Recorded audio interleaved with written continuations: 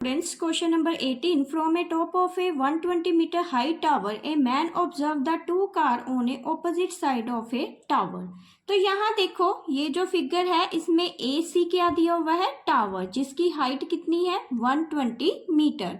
आगे देखो, यहाँ पे मैन खड़ा है, वो क्या करेगा, दो कार को ऑब्जर्व करेगा जो ऑपोजिट साइड पे पड़ी है। एक कार बी की तरफ पड़ी है, एक डी की तरफ पड़ी है, और ये दोनों क्या है, स्ट्रेट लाइन पे ही पड़ी हुई है और जो ऑपोजिट डायरेक्शन पे है। तो base of the tower with the angle और depression are a 60 degree and 45 degree. अगर मैन यहाँ पे है टावर के इस साइड, जब वो कार को देखेगा तो एंगल और डिप्रेशन कितने डिग्री का बन रहा है, 60 डिग्री का। ऐसे ही जब मैन इस साइड खड़ा है और वो ये दूसरी कार को देखेगा तो जो एंगल और डिप्रेशन बनेगा वो है 45 डिग्री। तो अगर ये एंगल 60 डिग्री का है तो ये भी कितना हो जाएगा, 60 डिग्री का, क्योंकि ये इंटीरियर अल्टरनेटिव एंगल है, जिसकी वजह से ये एंगल 60 डिग्री है तो ये भी 60 डिग्री हो जाएगा। ऐसे ये 45 डिग्री है तो इंटीरियर अल्टरनेटिव इस साइड भी बन रहा है, तो ये भी एंगल कितने डिग्री का हो जाएगा, 45 डिग्री का। तो डिस्टेंस फाइंड करेंगे, तो डिस्टेंस हमें यहाँ से लेके बी कार से लेके डी तक का टोटल डिस्टेंस फाइंड करना है, उसको ले लेंगे x। तो इसको सॉल्व करेंगे, पहले ट्रायंगल लेंगे ए बी सी।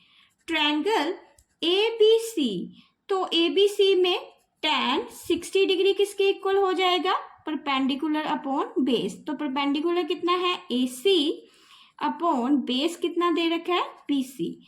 तो यहाँ एक देखो तो tan 60 की वैल्यू कितनी है, √3। तो AC कितना है 120 डिग्री और BC हमें पता नहीं है, इसको हम सपोज कर लेंगे ये BC ही है। तो BC कितना आ जाएगा 120 अपॉन √3।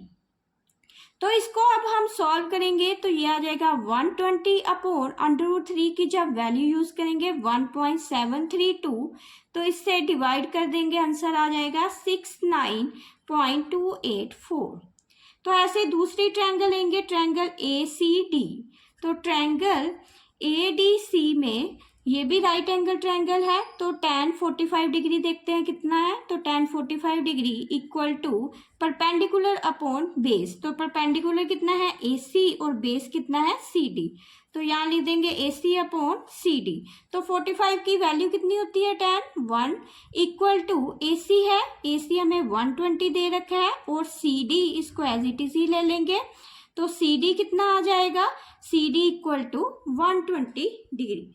तो ये देखो यहाँ पे ये BC की वैल्यू आई थी और ये CD की वैल्यू, तो हमें तो टोटल डिस्टेंस चाहिए जो B से लेके D कार तक का है। तो ये दो कार का डिस्टेंस देखते हैं कितना है, तो BD इक्वल टू कितना हो जाएगा, equal to BC plus CD। तो मैंने BD को स्प्लिट करके लिख लिया BC प्लस CD।